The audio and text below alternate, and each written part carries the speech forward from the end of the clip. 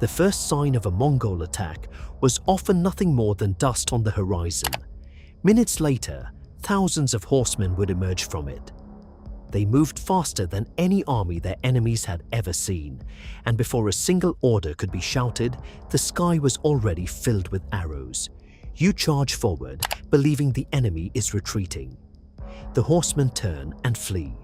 Victory seems certain. Then something strange happens. The retreating riders keep firing arrows behind them with deadly accuracy. Your soldiers break formation and pursue. Suddenly, hidden forces emerge from both flanks. The retreat was a trap. Within hours, an army that had seemed unbeatable no longer exists. This nightmare played out again and again across Asia, the Middle East, and Eastern Europe during the 13th century. Kingdoms fell, great cities burned, entire dynasties collapsed. The conquerors responsible for this destruction came from the vast grasslands of Mongolia. Their weapon was not advanced technology or superior numbers. It was a revolutionary way of fighting. For nearly a century, no military power on earth could consistently stop the Mongol horse archers. To understand why, we have to begin in one of the harshest environments in the world. The Mongolian plateau is a land of extremes. Winters are brutally cold. Summers can be dry and unforgiving. Much of the region consists of endless grasslands stretching farther than the eye can see. Farming is difficult, and permanent cities were rare. For centuries, the people who lived there survived as nomads. They moved with their herds of sheep, goats, and especially horses. Their lives revolved around mobility. A family's wealth was measured not by land or buildings, but by livestock. Children learned to ride horses almost as soon as they could walk. Riding was not considered a skill. It was simply part of everyday life. Boys and girls spent countless hours on horseback, herding animals across enormous distances. By adulthood, most Mongols possessed a level of horsemanship almost unimaginable to settled societies. The plateau was also politically fragmented. Numerous tribes competed for resources and influence. Alliances formed and dissolved constantly. Raids and warfare were common. In this environment, survival depended on speed, toughness, and military skill. Into this world was born a man named Temujin, who would later become known as Genghis Khan. By the early 13th century, Temujin had achieved what many considered impossible. He united the rival tribes of the steppe under a single authority. In 1206, he was proclaimed Genghis Khan, meaning universal ruler. The unification of the Mongols created something entirely new. For the first time, the fierce warriors of the steppe fought not against each other, but together. The result was one of history's most effective military machines. And at the heart of that machine stood the Mongol horse archer. The typical Mongol warrior was remarkably self-sufficient. He often traveled with several horses, switching mounts during long campaigns. While an enemy horse grew tired, the Mongol rider simply mounted a fresh one. This system gave the Mongols extraordinary mobility.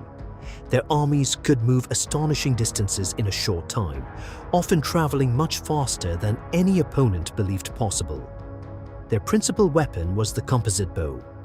Unlike simple wooden bows, it was constructed from layers of wood, horn, and animal sinew.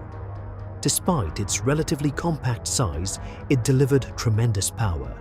In skilled hands, it could penetrate armor and kill from impressive distances. The Mongols trained relentlessly. They could fire accurately while riding at full speed. They could shoot to the side, to the rear, and in almost every direction without stopping. One of their most famous techniques involved twisting backward in the saddle and firing at pursuing enemies. This maneuver became known in the West as the Parthian shot, but the Mongols perfected it on an unprecedented scale. Yet individual skill was only part of the story. The true strength of the Mongols lay in discipline and organization. Genghis Khan reorganized society and the military into a decimal system.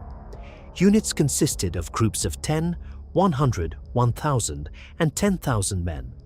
Officers were often selected based on ability rather than noble birth. Loyalty and competence mattered more than family connections. Communication was equally important. Signal flags, horns, and messengers allowed commanders to coordinate movements across vast battlefields. Mongol units could execute complicated maneuvers with remarkable precision. Their tactics often seemed almost magical to their enemies. One of their favorite strategies was the feigned retreat. A force of horse archers would attack aggressively and then appear to panic and flee. Opponents interpreted the withdrawal as weakness and gave chase.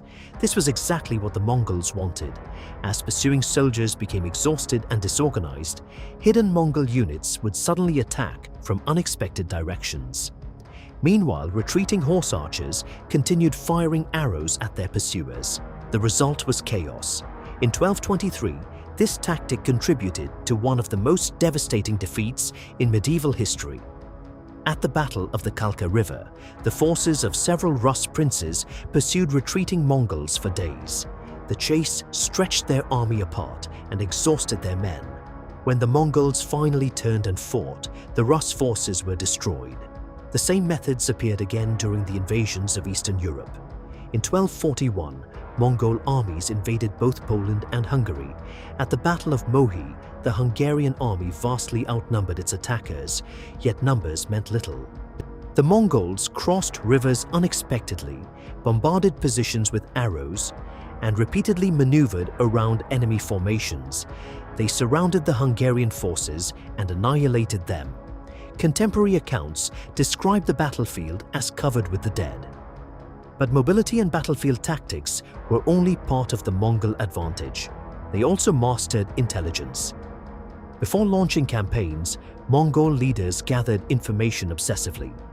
Merchants, spies, scouts, and diplomats collected details about geography, political divisions, military strengths, and local rivalries. The Mongols preferred to know everything possible about an enemy before battle began. They also exploited fear with extraordinary effectiveness. Stories of massacres and destroyed cities spread rapidly. Some communities surrendered without resistance simply because they had heard what happened elsewhere. Psychological warfare became a weapon as powerful as the bow. Even logistics, often overlooked in warfare, worked in the Mongols' favor. Most medieval armies depended heavily on supply wagons and long lines of support personnel. Such systems were slow and vulnerable. The Mongols operated differently. Their warriors traveled light. They carried dried meat and fermented dairy products. They hunted when necessary and relied on their herds. In emergencies, they could even drink small amounts of blood from their horses without seriously harming the animals. Whether every account of this practice is accurate remains debated among historians, but there is little doubt that Mongol armies possessed an extraordinary ability to survive with minimal supplies. This logistical flexibility allowed them to move through deserts, mountains, and steppes where other armies struggled to operate.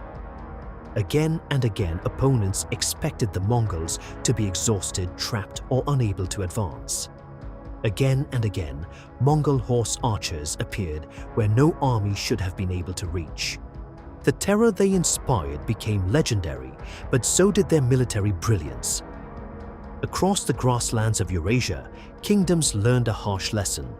Against an army that could outride you, outthink you, and strike from every direction at once, courage alone was not enough. That is why for nearly a century it seemed that no one on earth could stop the Mongol horse archers.